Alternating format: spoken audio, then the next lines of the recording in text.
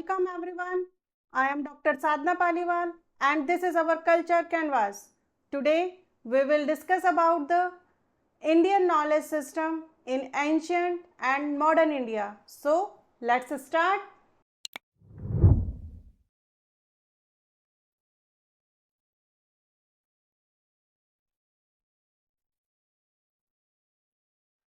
आज के इस लेक्चर में हम IKS in ancient India and IKS in modern India in to topics को हम कवर करेंगे.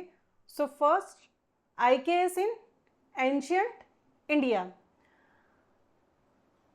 इंडियन नॉलेज सिस्टम का हमने देखा कि जो ओरिजिन है और जो भी डेवलपमेंट हुआ है वो हमारा एंशियंट इंडियन पीरियड में हुआ है. तो इस वजह से हम कहेंगे कि ancient India was a framework of knowledge. It means कि इंडियन नॉलेज का जो भी डेवलपमेंट हुआ और उसको जो डिफरेंट एरियाज और जो डिफरेंट फ्रेम में जो डिवाइड किया गया है वो हमारा उसका जो मेन पॉइंट है वो हमारा एंशियंट इंडिया है. So ancient India producing scientific thoughts and innovative vision in the diverse fields. अब किन किन डाइवर्स फील्ड में हम हमारी जो एंशियंट नॉलेज है उसको डिवाइड करते हैं. तो इसके मेन की एस्पेक्ट्स जो हैं वो डिफरेंट एरियाज हैं. लाइक वैदिक नॉलेज. इंडियन नॉलेज सिस्टम को हम कुछ पार्ट्स में जो डिवाइड करते हैं उसमें फर्स्ट आएगा आपका वैदिक knowledge. Next is scientific advancement. Next philosophical depth and the next cultural flourishing. So first वैदिक knowledge. In Indian subcontinent, all the literature developed in the ancient period is called the Vedic knowledge. Okay. So इसके अंदर जो हमारा most important जो literature जिसको कि इसमें हम इंक्लूड करते हैं उसमें हमारे Vedas, Upanishads and other scriptures यानी कि जो भी हमारे धर्मशास्त्र, पुराण, ठीक है, जितना भी लिटरेचर डेवलप हुआ है वो इसको इसमें हम इंक्लूड करते हैं.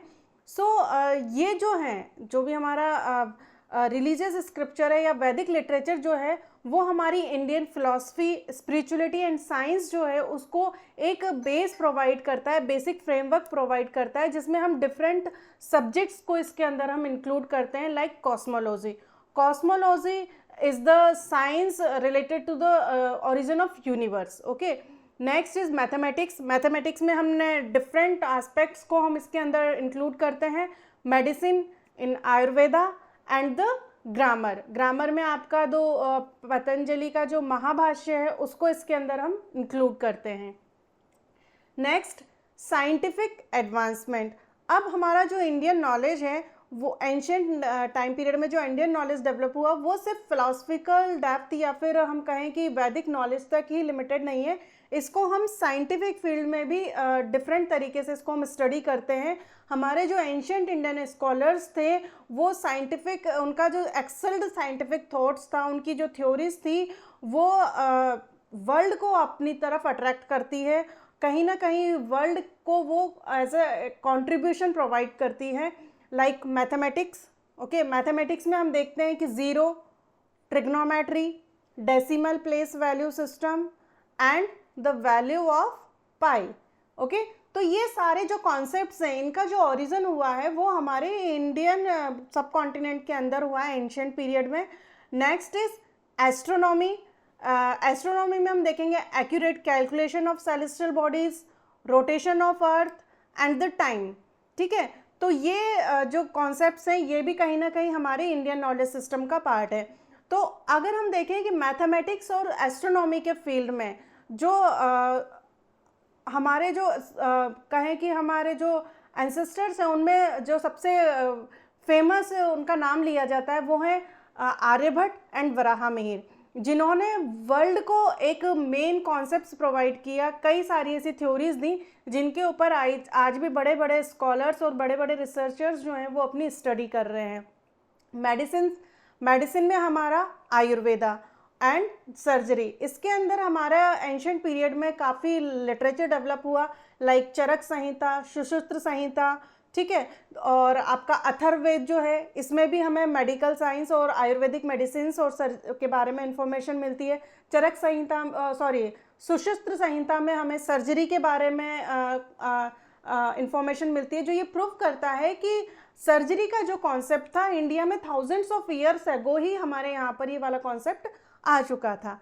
Next metallurgy and the alchemy. अगर हम हमारे एंशियंट टूल्स को देखते हैं, उस टाइम के जो मेटल इक्विपमेंट्स हैं उन सभी को अगर हम स्टडी करते हैं तो ये कहीं ना कहीं प्रूव करता है कि हमारे जो एंसेस्टर्स थे, हमारे जो स्कॉलर्स थे, उनको मेटल के बारे में भी नॉलेज थी, प्लस उनको एल्केमी के बारे में भी नॉलेज थी, क्योंकि केमिकल्स का यूज़ करना भी वो प्रॉपरली जानते थे। तो अब हम देखते हैं कि हमारा जो एंशियंट नॉलेज है वो साइंटिफिक फील्ड में भी काफ़ी आगे रहा है और इसने वर्ल्ड में अपना एक अलग कंट्रीब्यूशन दिया है। Next is philosophical depth. Ancient knowledge like Upanishads, Vedas, न्याय दर्शन, योगा एंड सांख्य दर्शन, ये जो सभी सब्जेक्ट हैं ये बेसिकली हमारे फिलॉसफी के जो सब्जेक्ट्स हैं वो आपके दर्शन और उस मतलब दर्शन से रिलेटेड है, जो डिफरेंट कॉन्सेप्ट्स या डिफरेंट थ्योरीज को ओरिजिनेट करते हैं, like nature of reality, logic, epistemology and metaphysics. ठीक है, जैसे योगा जो है, योगा को हम एक हेल्थ एंड वेलनेस के रूप में स्टडी किया जाता है। ठीक है, स्पिरिचुअलिटी से वो कनेक्ट करता है। सांख्य दर्शन जो है प्रकृति और पुरुष की थ्योरी को वो जनरेट करता है। ठीक है, इसी टाइप से न्याय दर्शन है, योग दर्शन है। तो ये कहीं ना कहीं इंडियन जो थ्योरी है, मतलब जो अगर हम कहें कि जीव जगत और ब्रह्म का जो कॉन्सेप्ट है उस कॉन्सेप्ट से ये हमें कोरिलेट करता है। Cultural flourishing. इंडियन नॉलेज, वैदिक लिटरेचर, साइंटिफिक या इंजीनियरिंग के उसमें हम कहें कि नॉलेज एंड फिलोसफिकल डेप्थ के अलावा हमारा जो इंडियन लिटरेचर है या फिर एंशियंट नॉलेज है वो कल्चरिंग अगर हम कहें कल्चरल फ्लरिशिंग में भी काफ़ी रिच रहा है। जैसे डिफरेंट सब्जेक्ट्स या डिफरेंट आर्ट फॉर्म्स यहाँ पर डेवलप हुई हैं, like architecture, literature, music, dance. ठीक है, तो ये सभी जो है ये हमारा हेरिटेज, रिच हेरिटेज को रिप्रेजेंट करता है। Indian culture, rich culture tapestry को ये कहीं ना कहीं प्रेजेंट करता है, जो एक लॉन्ग टाइम जर्नी के साथ में इंडियन सबकॉन्टिनेंट के अंदर डेवलप हुआ। Now Indian knowledge system in modern India means कि एंशियंट टाइम पीरियड में जो हमारे यहाँ पर जो नॉलेज डेवलप हुई उस लॉन्ग जर्नी के साथ में प्रेजेंट टाइम सिनेरियो में अगर हम देखें तो हमारी नॉलेज सिस्टम वो किस टाइप से वर्क कर रही है, क्या क्या उसको प्रॉब्लम्स फेस करना पड़ा। तो मेन जो हमारी इंडियन नॉलेज सिस्टम था उसको इस लॉन्ग जर्नी में स्पेशली कॉलोनाइजेशन एंड ग्लोबलाइजेशन की वजह से काफ़ी चैलेंजेस फेस करने पड़े और इन्होंने हमारे ट्रेडिशनल नॉलेज सिस्टम को काफ़ी इम्पैक्ट किया। इसी वजह से मॉडर्न टाइम पीरियड में जो हमारी गवर्नमेंट है या फिर हमारा जो नेशनल एजुकेशन पॉलिसी है, उन्होंने फिर से इस तरफ ध्यान दिया कि हमारी जो इंडियन नॉलेज है, हमारा जो ट्रेडिशनल नॉलेज सिस्टम है, उसको हमें फिर से रिकॉल करना चाहिए और उसको एक नई तरीके से हमें स्टार्ट करना चाहिए, उसको प्रिजर्वेशन और कंजर्वेशन की ज़रूरत है। तो उन्हीं कॉन्सेप्ट्स को लेते हुए मॉडर्न टाइम पीरियड में हमारा इंडियन नॉलेज सिस्टम किस टाइप से वर्क करता है ये इसके अंदर हम स्टडी करेंगे। So first is preservation and revival.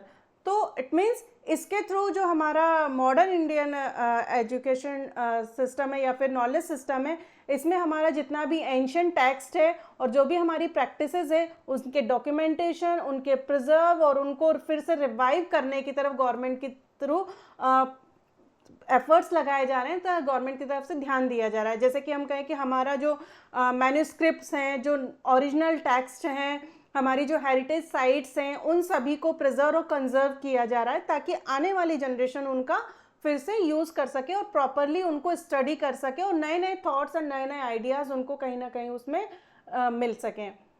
Integration with modern science.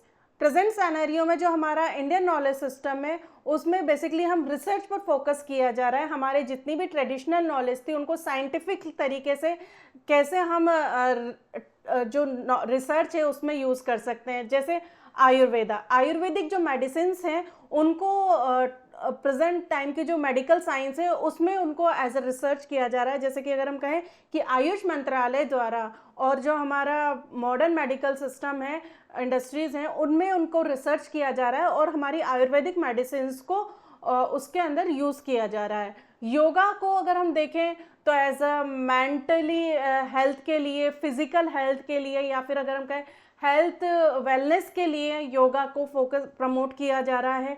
आज सबसे ज़्यादा अगर हमें ज़रूरत है तो फिट रहने की ज़रूरत है, ठीक है। तो आप देखिएगा कि वर्ल्ड में सभी मोस्टली कंट्रीज़ में जो है योगा को काफ़ी ज़्यादा प्रमोट किया जा रहा है और लोग स्पिरिचुअलिटी के लिए, मेंटल हीलिंग के लिए योगा और मेडिटेशन की तरफ मूव कर रहे हैं। एंड नेक्स्ट इज एग्रीकल्चर, ठीक है। एग्रीकल्चर यानी कि प्रेजेंट टाइम में अगर हम देखें तो एग्रीकल्चर में काफ़ी कई सारी टेक्निक्स, टूल्स और टेक्नोलॉजीज़ का यूज़ किया जा रहा है, लेकिन उसी के साथ में हमारे केमिकल फर्टिलाइज़र, इनकी वजह से क्या हो रहा है, हमारी हेल्थ को उसका नेगेटिव इम्पैक्ट हो रहा है, प्लस हमारी जो लैंड की फर्टिलिटी है वो भी धीरे धीरे रिड्यूस होती जा रही है। तो इस वजह से हमारा जो ट्रेडिशनल एग्रीकल्चर सिस्टम था, उन टेक्निक्स को, उनके जो ऑर्गेनिक फार्मिंग के जो फार्मूलाज थे, उनके जो नेचुरल पेस्टिसाइड्स को वो किस टाइप से यूज़ करते थे फार्मिंग में, उन सभी चीज़ों को स्टडी किया जा रहा है और धीरे धीरे उनको साइंटिफिकली तरीके से प्रूव करके हम क्या कर रहे हैं, हमारी एग्रीकल्चर की प्रैक्टिस में उनको अप्लाई कर रहे हैं। इसी टाइप से हमारा जो ट्रेडिशनल वाटर हार्वेस्टिंग सिस्टम था, वाटर मैनेजमेंट सिस्टम था, उनको भी प्रेजेंट टाइम की प्रॉब्लम्स को सॉल्व करने के लिए हम साइंटिफिक तरीके से टेक्नोलॉजी के साथ में मर्ज करके उसको यूज़ किया जा रहा है। Next is educational inclusion. It means कि जो हमारी NEP है, नेशनल एजुकेशन पॉलिसी 2022, उन्होंने एक कॉन्सेप्ट तैयार किया जिसके के थ्रू उन्होंने ये मतलब एक आइडिया दिया कि हमें इंडियन नॉलेज सिस्टम को स्कूल्स और यूनिवर्सिटीज़ में एज अ सब्जेक्ट प्रोग्राम के रूप में स्टार्ट करना चाहिए, जिससे कि हमारी जो यूथ है, हमारी जो आने वाली जनरेशन है, वो हमारे इंडियन कल्चर, हमारे ट्रेडिशंस और हमारे नॉलेज को स्टडी करे, ठीक है, और उससे उनको एक नए आइडियाज़ और नए थॉट्स डेवलप हों। इकोनॉमिक अपॉर्चुनिटीज़, हमारा जो IKS है वो एक फाइनेंशियली भी प्रेजेंट टाइम में अगर हम देखें तो काफ़ी सपोर्ट करता है। फॉर एग्जांपल प्रोडक्ट डेवलपमेंट, जैसे कि हम देखते हैं कि आयुर्वेदिक प्रोडक्ट्स को आज काफ़ी ज़्यादा प्रमोट किया जा रहा है, ठीक है। जैसे हम उसमें पतंजलि के स्टोर पर देखते हैं जितने भी कई सारे हमारे आयुर्वेदिक प्रोडक्ट्स हैं, लाइक आंवला जूस, एलोवेरा जूस, ठीक है, मिलेट्स को प्रमोट किया जा रहा है, आयुर्वेदिक मेडिसिन को प्रमोट किया जा रहा है। तो ये क्या है, एक आत्मनिर्भर भारत के बनने की तरफ हमारी एक पहल है, जिसमें हम हमारी जो ट्रेडिशनल नॉलेज है उसको हम किस टाइप से अपने फाइनेंशियली और अपने आप को स्ट्रॉन्ग बनाने के लिए, अपने आप को आत्मनिर्भर बनाने के लिए हम उनका यूज़ कर रहे हैं और धीरे धीरे हम उससे क्या कर रहे हैं, लोगों को कहीं ना कहीं हम रोजगार भी प्रोवाइड कर रहे हैं, ठीक है, उनको अपॉर्चुनिटीज़ मिल रही हैं, बिजनेस क्रिएट हो रहे हैं, नए नए आइडियाज़ क्रिएट हो रहे हैं। इसी टाइप से एंशिएंट इंडियन टेक्सटाइल इंडस्ट्रीज़ को धीरे स्मॉल स्केल पर डेवलप किया जा रहा है। और इसी टाइप से अगर हम कहें कि जो हमारी हैंडलूम इंडस्ट्रीज़ थी उनको फिर से डेवलप किया जा रहा है। वास्तुशास्त्र को हम आर्किटेक्चर में यूज़ कर रहे हैं। एंशिएंट इंडियन आर्किटेक्चर का जो टेक्निक्स था कि किस टाइप से हमारा वेंटिलेशन सिस्टम होना चाहिए, प्योर एयर का जो सर्कुलेशन होता है वो किस टाइप से होना चाहिए। तो डिफरेंट हमारे जो ट्रेडिशनल नॉलेज है इनको हम आज के टाइम में यूज़ कर रहे हैं, स्टडी कर रहे हैं। तो ये सारे जो कॉन्सेप्ट्स हैं ये हमें कहीं ना कहीं एक इकोनॉमिक अपॉर्चुनिटीज़ प्रोवाइड करते हैं और लोगों को आत्मनिर्भर बनाने में हेल्प करते हैं। इसी टाइप से हमारी जो हेरिटेज साइट्स हैं, जितना भी आपके हिस्टोरिकल प्लेसेस हैं, हेरिटेज साइट्स हैं, टेम्पल्स हैं, वहाँ पर मोस्टली टूरिस्ट उनको देखने के लिए आते हैं। तो ये टूरिज्म को प्रमोट करता है, ठीक है। और ये इसी टाइप से हमारा लिविंग स्टाइल कैसा होना चाहिए, सस्टेनेबल लिविंग स्टाइल को डेवलप करने में भी ये हेल्प करता है। Next, global recognition. IKS को वर्ल्ड इन प्रेजेंट टाइम में अगर हम देखें तो वर्ल्ड लेवल पर हमारा जो इंडियन इंटेलेक्चुअल हेरिटेज है उसको प्रमोट किया जा रहा है, ठीक है, इंडियन नॉलेज सिस्टम को, जिसमें हमारा वैदिक लिटरेचर को, हमारी जो एंशिएंट नॉलेज है, आर्किटेक्चर है, वाटर हार्वेस्टिंग सिस्टम है, आयुर्वेदिक मेडिसिन्स हैं, ठीक है, एग्रीकल्चर की जो टेक्निक्स हैं, इन सभी को हम एक ग्लोबल लेवल पर इसको प्रमोट किया जा रहा है। तो प्रेजेंट सिनेरियो में अगर हम देखें तो हमारा जो इंडियन नॉलेज सिस्टम है वो थ्योरेटिकल के साथ में प्रैक्टिकल एस्पेक्ट्स में डील कर रहा है और एक पुरानी जो हमारी ट्रेडिशनल नॉलेज है उसको मॉडर्न टेक्नोलॉजीज़ के साथ में इंक्लूड करके एक नई इनोवेशन रिसर्च की तरफ मूव कर रहा है। सो आज के इस लेक्चर में हमने ancient Indian knowledge system Indian knowledge system को एंशंट इंडिया और मॉडर्न इंडिया के एस्पेक्ट्स में हमने स्टडी किया. Okay, thank you all of you.